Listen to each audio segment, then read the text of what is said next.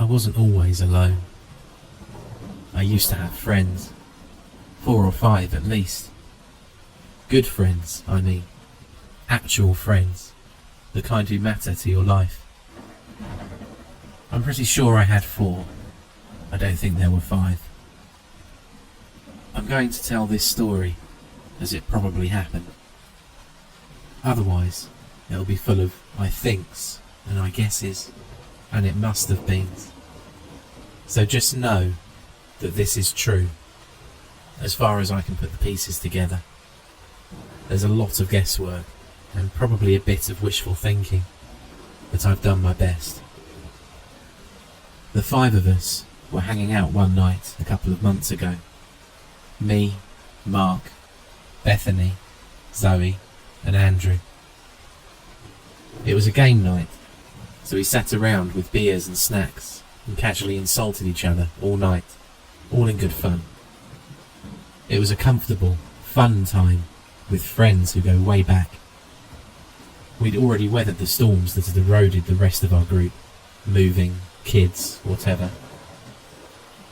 Bethany had dated Mark for a while, and dated me after that. In addition to Bethany, Mark had dated Andrew too, and Zoe for like a week. I was the only one Mark hadn't slept with, and it was a constant joke that he wanted to collect the whole set. We'd had plenty of hurt feelings in the past, is my point, but we'd come through it. We were all on easy, good terms with each other. We loved each other. Andrew's the one who suggested the game. It was midnight or so, and no one was going home yet, but the card games had died down, and we were all just lounging around. Curiosity killed the cat, he called it. He made a spreadsheet and put it up online, and we all got our phones out to edit it. We each put our name in, followed by the number 10. Andrew hadn't told us why, yet, but with the name of the game, no one wanted to be the first to ask. Andrew just stared at us, expectantly, though grinning, and finally Zoe broke down and asked him what the deal was. "It's simple," he said. "Last one on the sheet gets $20 from everyone else. $80 all told. Every time you look at the sheet to see the rankings though, you've got to decrease your number by 1. When it gets to 0, you're out." "I just won't look then," laughed Mark. Andrew smiled.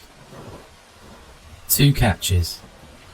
No one ever has to tell you if you've won. So if you never look, we might all owe you $20 that you'll never know about. And also, everyone's allowed to lie. I could tell you you've won, or that I have, for that matter. If you want to find out for sure, you'll have to go look. "What's to stop me from just looking and not decreasing my number?" asked Mark. Andrew looked hurt. "Basic honesty? A sense of self-worth?" I added. "Not ripping off your friends?" offered Bethany, and Mark threw up his hands in surrender. All right, no cheating, got it." "Last rule," said Andrew.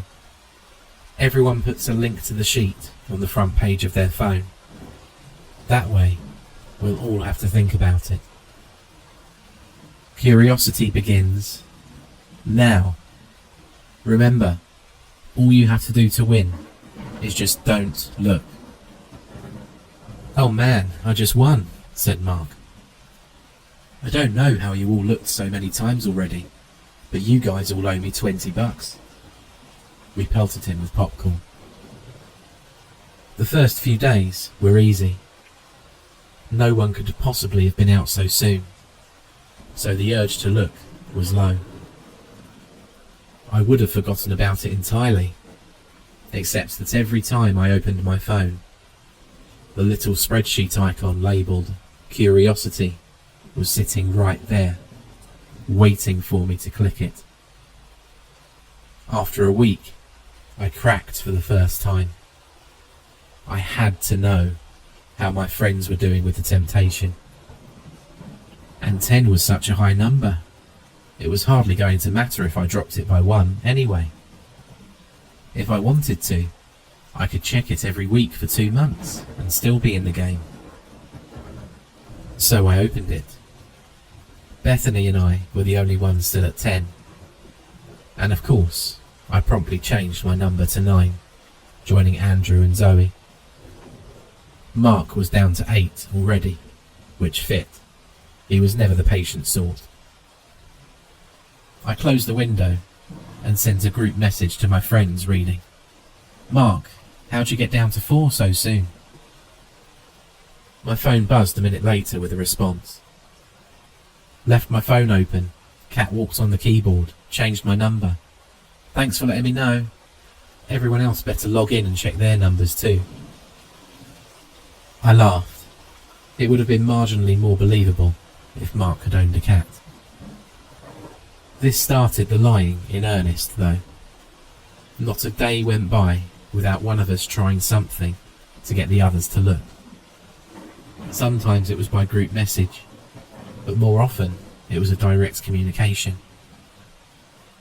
They ranged from the blatant, like Zoe's, "You must have a will of steel, your score is double mine," to Andrew's subtle, "Mark's out, want to help me trick Zoe into lowering her score next?" That one actually got me. I legitimately wasn't sure if Andrew was telling the truth or not, and we were almost to the end of the second week anyway, so I clicked curiosity to find out, dropping my score to 8. If I'd had to bet before I signed in, I would have said Andrew was telling the truth, but Mark was still in there at 6, and Andrew was the only one of us left at 9. I resolved to up my game. Bethany and Mark made the next move a few days later, early into the third week. Bethany sent a group message. "Nice work with the creepy interface, Andrew." Mark responded a minute later with, "Yeah, saw that over the weekend.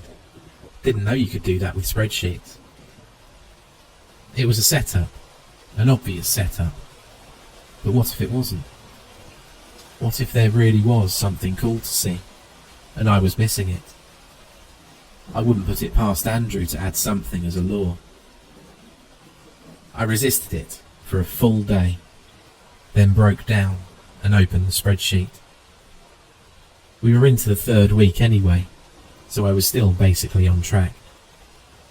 As I suspected, there was nothing there but our names and numbers, and I grudgingly dropped mine to a 7.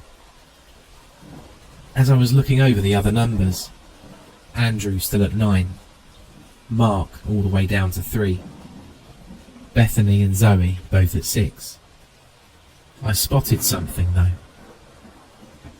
It was subtle, hidden in the background, and I had to angle my phone around to catch the light just right before I got a good look at it. Somehow, Andrew had set it up so it looked like there was a creepy, black-eyed woman standing over my shoulder in my reflection in the phone. When I tilted the phone, she moved with the image, just like she was actually in the room. It was so convincing, I even looked behind me to make sure, but there was obviously nothing there. I exited the spreadsheet and looked at my reflection in the phone. Nothing. I clicked curiosity again, reloading the sheet, and as I did, she reappeared. I examined her more carefully this time, impressed with the detail and reality of the picture. She occupied a specific place in the room, and I could walk all around her. She never moved, but when I got close, I could see the faint rise and fall of her chest as she breathed. Her eyes were solid black from corner to corner, and when I peered closely at her slight smile, through parted lips, I could see that behind her teeth was more blackness, as if she were hollow inside. I waved my arm through the space she should have occupied if she were really in the room, but of course hit nothing. In the reflection, though, I saw the slightest flicker, as if she had ducked aside and returned impossibly fast. Her unwavering stare was starting to creep me out, so I reduced my number to 6 and closed the spreadsheet again, watching her vanish. "Okay, that was seriously cool," I texted the group. "I don't know how you did that, Andrew, but it was entirely worth the 2 points I just spent." Fine, I'll bite," Zoe responded, followed only a minute later by, "Creepy AF. Jesus, Andrew." "Haha, very funny," wrote Andrew. "Dude, just take a bow. That's nice work," I texted. "Yeah, got to know how you did that," added Bethany. "You guys serious? Drop the game for a second and tell me," came Andrew's reply. "No game drop, but you're welcome to spend a point to go find out," mocked Mark. Things were quiet for almost an hour after that, before Andrew's next message. "If you're seeing what I'm seeing, creepy reflection lady, I didn't do that. And as far as I know, that can't be done. Not on any current tech, and definitely not in a cloud spreadsheet showing on random phones." I got a private message from Zoe. "You think he's serious?" "Can't be," I wrote back, but I frowned as I wrote it. I really couldn't figure out any way that he could have created an image like that. And more to the point, I couldn't think of why he'd deny it if he did. It wasn't helping him win curiosity, and freaking us all out wasn't Andrew's style. Mark's, sure, but there was zero chance that Mark had done this. We'd had to show him how to add the icon to his phone when we started the game. Programming was not his forte. "Well, now you're down to 8, sucker," Zoe sent to the group. So at least I'd convinced her, if not myself. I was weirded out enough to avoid the spreadsheet for a while. I didn't take the icon off of my phone, but instead of tempting me as it had before, I just felt a vague dread when I saw it.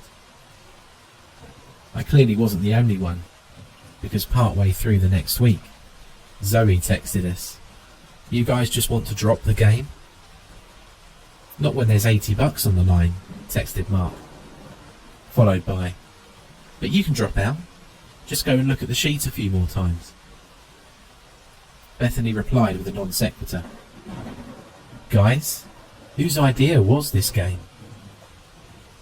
I started to reply, then stopped. It had to be one of the 4 of us. I remembered when we set up the spreadsheet, and we were all in the room. But somehow, I couldn't remember which one of us had come up with the idea. "Who knows? We were all drunk," replied Mark. "No, we're missing someone," insisted Bethany. "Who?" texted Mark. "It's just the 4 of us. Has been for years." Bethany replied, "Then why is there $80 up for grabs?" It's hard to judge pauses in text, but I could picture Mark making the same face I had moments earlier, when I tried to remember who had suggested the game. "I must have been including myself," came his uncertain response. "No, there was someone else. Someone's been lost." Lost? Lost how? If there had been 5 of us, there would be another name on the spreadsheet. Reluctantly, I clicked the curiosity icon to see. I held the phone off to the side and at an angle, trying to make sure only the ceiling's reflection showed. There were 4 names, just like there should have been. Bethany at 6, me and Zoe at 5, and Mark at 2. As I watched, though, my number changed to 4, and Mark's dropped to 1. I closed the sheet quickly and texted Mark, "Are you editing the sheet?" In reply, he sent me a blurry selfie taken in a bathroom mirror. It showed him standing alone in the empty bathroom, a look of abject horror on his face. "Can you see her?" "I can see you," I sent him. "She's in the mirror right now. Not in the phone, the real mirror. I'm afraid to look away." "Stay there, I'll come get you," I texted. I ran for the door, grabbing my keys on the way. I was in my garage, starting my car, before I realised that I had no idea why I was in such a panic. My rent was paid, I didn't have any plans for the night, so why was I in such a hurry? Puzzled, I put my car into reverse, planning to figure it out in a minute. When I checked the mirror, though, I stomped on the brakes in terror. The black-eyed woman from the curiosity sheet was in the back seat of my car, smiling and staring directly into my eyes. She wasn't alone either, but I tore my eyes away before I could see anything more, grabbed for the door handle and spilled myself out onto the garage floor, scrambling for the stairs. I slammed and locked the door behind me, panting for breath.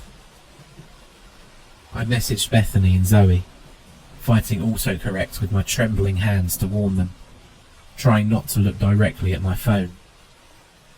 "Curiosity lady in reflections, don't look."